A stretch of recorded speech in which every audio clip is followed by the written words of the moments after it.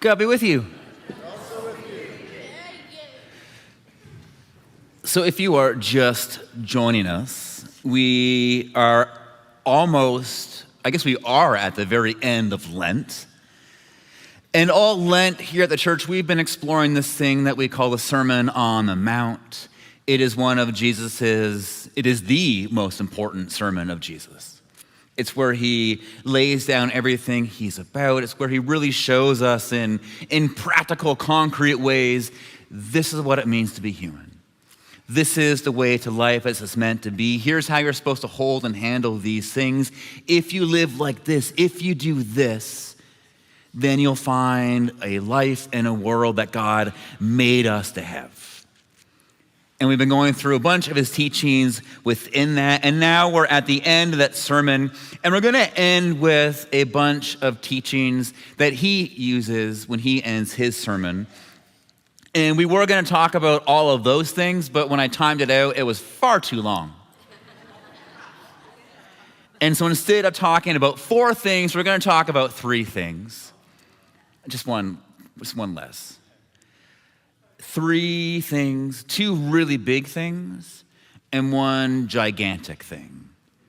1 thing that if we get it right, we get everything else right. 1 thing that if we kind of plug into this and if we can embody this, everything else he teaches, including the other 2, but also everything else, that should all fall into place. So we're going to end the sermon the way he does by looking at a few things, and then we'll take some questions home with each one of those things. Sound all right? Are you with me? We're here for it? All right. And so Jesus begins his last chunk of the Sermon on the Mount by saying this: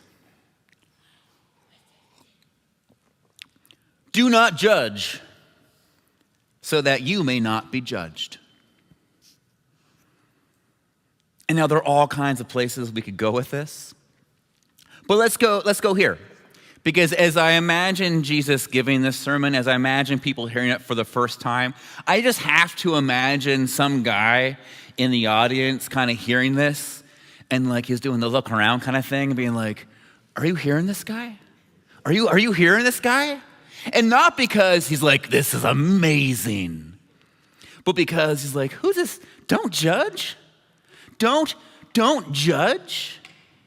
We can't survive without judgment. We can't be safe without judgment. And not only that, Jesus, if you want us to be peacemakers, if you want us to build a just world, if you want us to have a world that's properly ordered in a certain way, we kind of have to judge. We kind of need it. And so I can see him looking around, trying to like get everyone else's attention, make his point. And I get his point. And maybe you can get his point. Because I know we could all think of a moment in our lives, maybe even this morning, where someone has said something or someone has done something, and something in you goes, no, that is not right. And we're not talking as in like, oh, you just like hurt my feelings or offended me or I disagree. Like something within you got violated. Like you know it's not right on the most foundational level. You know it's not okay cosmically. You know that what happened was a moral infraction and a line has been crossed. You know what I'm talking about? We've been in these moments. And that's why I get where this guy is coming from. I get his objection. Because if the goal is a just, moral, and properly ordered world, if a goal is for us to respect ourselves and have dignity and self-worth and protect our honor, if that's how we're supposed to live, or if we're supposed to speak up for that, we have to judge. We have to make a ruling. And yet here is Jesus saying, don't judge, period. And this is where we remember Jesus really loves to use hyperbole. Jesus really loves to make a big statement to make a bigger point. And so maybe he's not saying don't judge, period. Maybe he's doing something else. And here's what I think he's doing. I think by saying this, Jesus is drawing a line. I think what Jesus is doing here is drawing a very tough, extremely uncomfortable, but ridiculously important line. He is saying that when it comes to our judgment, when it comes to those moments when we witness or experience something that is wrong, immoral, or even evil, you can discern, but you cannot condemn. You can discern, but you cannot condemn. You can discern, you can name it, you can say it, you can speak up and say, no, that's bad, that is wrong, that is immoral, I will not tolerate that, that is not right. But what you cannot do is condemn. You cannot also say, you are bad, you are immoral, you are evil. What he's getting at here is that we can judge actions and behaviors and words, but what we're not allowed to do is judge people. And we can't judge people because the moment we do that, the moment we judge a person is the moment we turn a person into a thing. And the moment we turn a person into a thing is the moment we dehumanize them. And that's about the worst possible thing that we can do to someone. And here's why this is essential. Here's what Jesus is getting at. He's building off of a really foundational truth that we all love to have for ourselves, but we all really love not to have for others. And it's this truth that says we are more than our worst moments, right? And we all know that's true, right? We all know that if we think of the worst thing we've ever possibly done, that's not definitive of who we are. That does not define us. That is not all that we're more than that. But when it comes to our enemies, when it comes to people who have hurt us, oh, that is all that you are. And we collapse them down to that one thing that they did. And Jesus' point here is, well, if it's true for you, why can't it be true for them? Because we're all human. We are all more than our worst moments. And we don't get to deprive anybody, even the worst of the people, of that truth.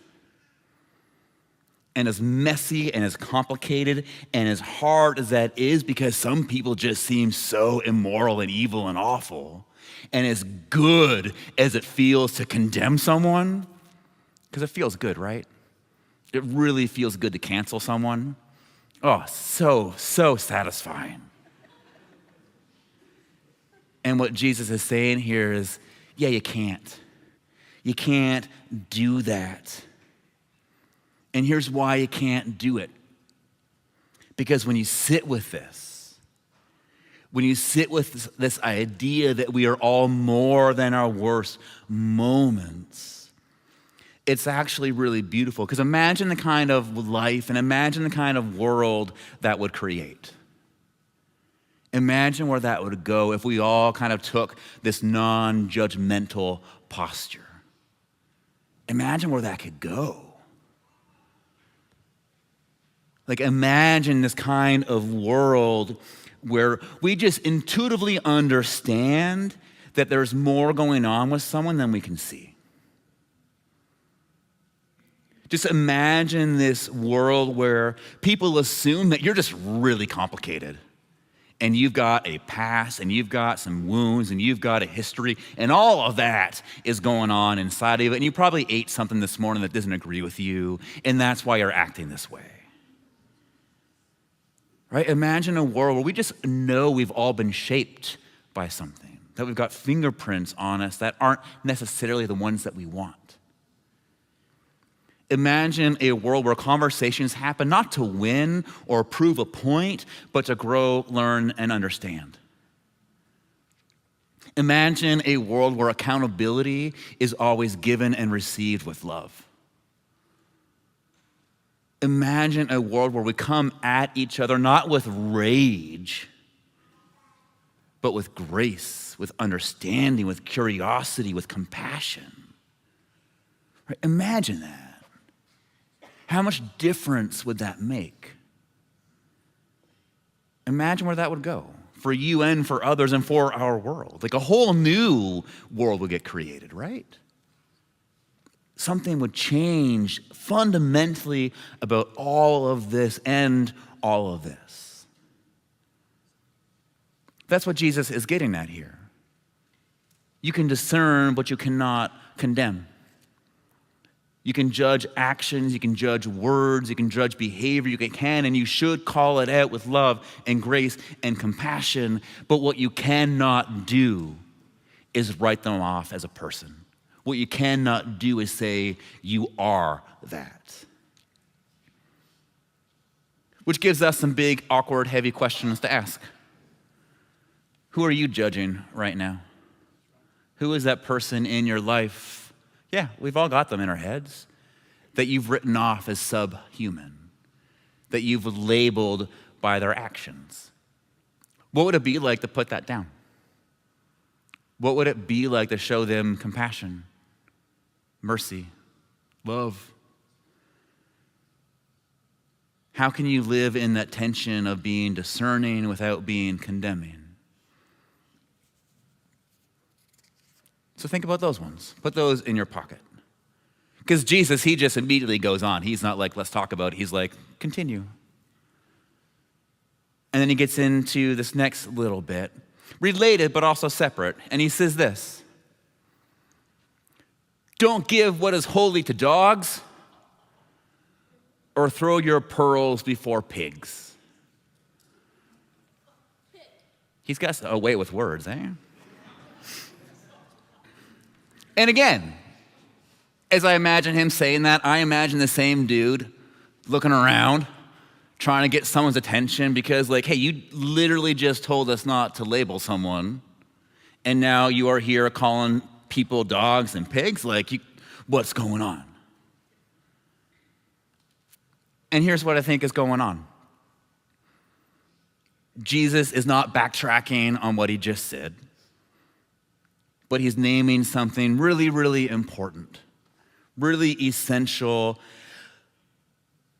truth practice thing that not only helps us do the whole don't judge thing, but also helps us live in a way that takes us into the kind of life that we're here trying to create and have. And that truth is this: not everyone is good for you. Not everyone is going to be good for you. You with me on that one? Do we know that one to be true? Yeah, we know. Not everyone is good for you, which is not saying not everyone is good. It's not everyone is good for you. Not everyone is good for you because not everyone is moving in the right direction as you are. Not everyone is interested in growth. Not everyone is interested in a life shaped by love. Not everyone wants that. And we know this. We've all been alive long enough to know this. And what Jesus is pointing out here is if you're not paying attention, if we're not aware of that truth, we will give our lives to people and things that pull us away from the very life we're trying to find. And because you know that truth, I'm going to guess that you've experienced this before. Right? And we can all think of a relationship we've been in where at some point we've come to the realization that instead of feeling empowered or encouraged, instead of feeling energized and expanded, instead of feeling like it's helping us, we're actually feeling like it's shrinking us. We're feeling like it's stifling us. We're feeling like it's making us stagnant. We find ourselves a little less alive whenever we hang out with them, whenever we do this. We find ourselves being pulled away from the kind of life that we want, right? We know what I'm talking about? Yeah, of course we do. Of course we do. And what Jesus is saying here is pay attention to that. Pay attention to that, because here is a thing: if we are not careful with our life, we will waste it. Because if this is a life that we get, if it's this life right here that really matters, if this is where we get to experience the fullness of it all, if this is the opportunity we get to be whole and grounded and a part of something so much bigger than ourselves, if that's the direction we want to go, if that's what we're trying to create, then we need to be very careful about what we do with our life. We need to be very conscious of who we give it to. Because the people around us will either pull us towards that life or they'll pull us away from it. They'll either lift us up or they'll pull us down. They'll either want that life too, or for all kinds of reasons, they won't. And what Jesus is saying here is don't waste it. You have one shot. Be very careful with how you steward your energy. Be very careful with who you share your life with, because it will impact how you're doing and where you're going to end up. Yeah, this bit of teaching, it's not about labeling, it's not about excluding. It's about being intentional and about being boundaried. It's about saying, if I want this, if this is of ultimate importance to me, if this is a thing that's going to bring me joy, who am I going to do it with? Who do I want to be beside? What kind of community do I want? Who do I want to invest in? Who do I want to invest in me? Because Jesus knows when we do that, when we do find our people, we don't just survive, but we end up thriving. We end up experiencing that world and life that we're trying to create. So again, some more questions for you. How are you throwing your life away? Where are you pouring out into someone where you're not getting anything back? How can you be a better steward of your energy? What kind of people do you want to do life with? Where do the people you want to hang out with hang out? And how can you be courageous and bold enough to go and show up and do life with them?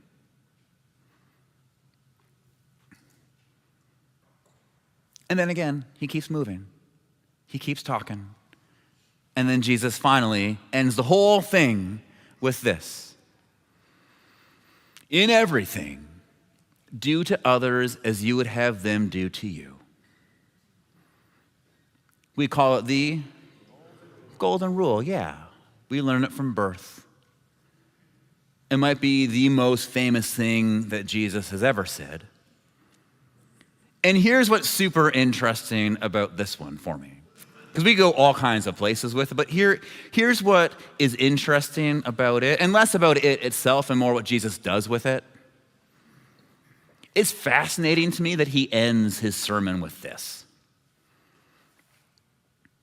Because I've grown up in church long enough where I would expect him to end his Sermon on the Mount with something more like, make sure you understand this.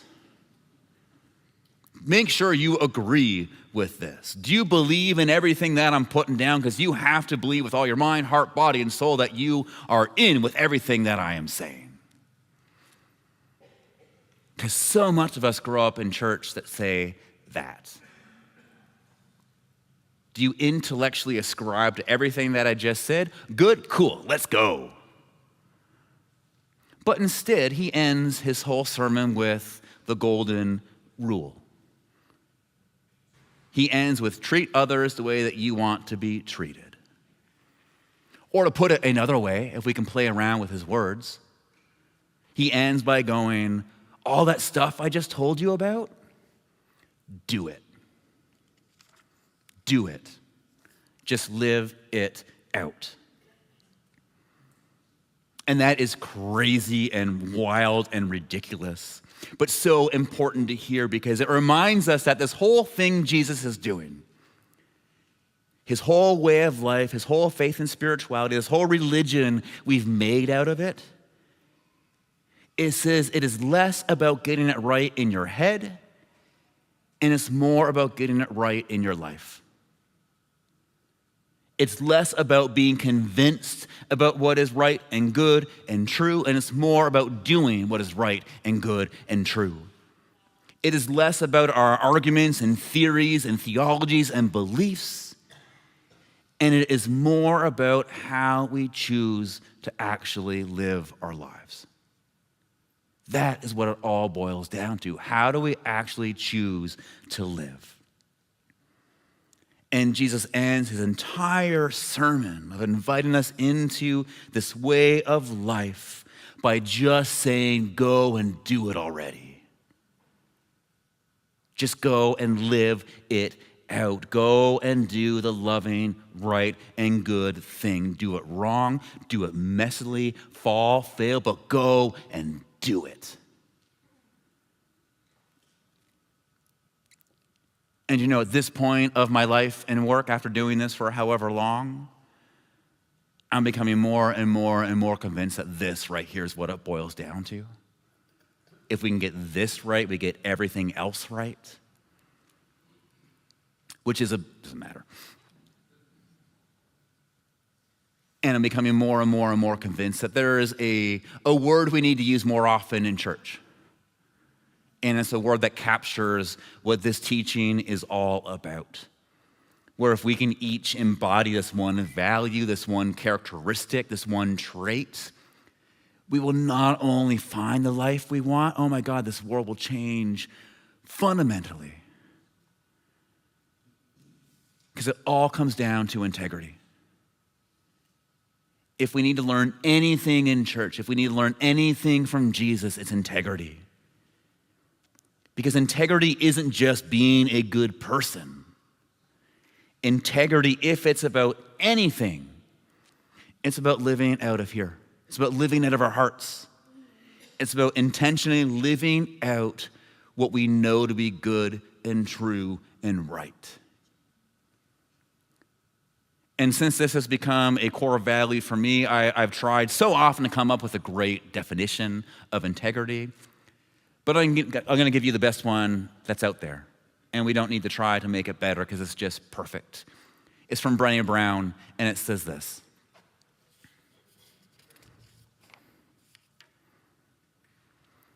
Integrity is choosing courage over comfort, choosing what's right over what's easy, and practicing our values instead of just talking about them. Yeah. Integrity is choosing courage over comfort, what's right over what's easy, and practicing our values instead of just talking about them.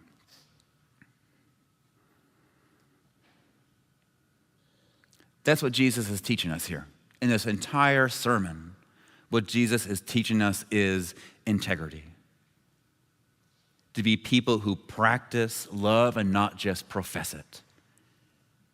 To be people who not just believe the right things, but live the right things.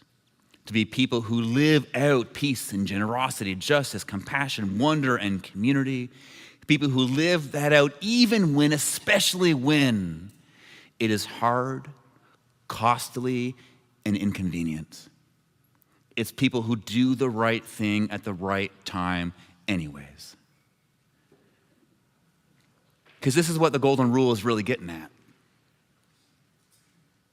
It's not do unto others so that they will do unto you, which is often how we say it, right? And it's not even in a manipulative kind of way. It's like, oh, I'm just going to quid pro quo, right? If I do this for you, you'll do that for me, and we all go about our merry way. And Jesus just bypasses that completely and says, no, it's do unto others because it's the right thing to do. Because you will be able to hold your head up because you lived out of here and you did the right thing. Because that's what it is about. Doing the right thing because it's good. Because that's the kind of person you want to be. Because that's the kind of world you want to live. And you want to live in a world where people do this, so you go and you do it. So when you're tempted to judge, how do you want to be judged? When you're deciding who to walk with, who helps you become more whole? When someone hits you in the face, or someone tries to exploit you, or you come across your enemy, what are you going to do? You do the loving thing because that's what you would want. You know that is what is right. You know that is what is good. You know that transforms everything. And he says that, and we'll end with this. He says that because Jesus knows that it's in the living, it is in the integrity, it is in doing the right thing right now where something shifts in us, where our brain eventually catches up with our hearts and beliefs actually begin to happen because we actually begin to see why our beliefs are true. We begin to see the fruit of it. Because we do not have a God who says, do this because of this. We have a God who says, this is the right way to live because it impacts people and it's the right way. So live your way into new beliefs. Live your way into new theology and you will see what is right. And then you have beliefs that nobody can shake. And so for you who are hearing this final teaching, how do you want to be treated? In all the areas, what would you want done to you? Your job, do that to others. It's really that simple. May you have the integrity, the groundedness to do the right thing right now, knowing that is where you find life. That is a life that you can be proud of. Oh my God. And that builds a life and a world that God wants us to have. You'll fail. You will fall. You will mess up, but you will still be doing the right thing. So may you have the courage to be integral, to do the loving thing, knowing that is where we find our way into everything that Jesus opens up for us. And to that we say, Amen. And yeah, so this time is for you.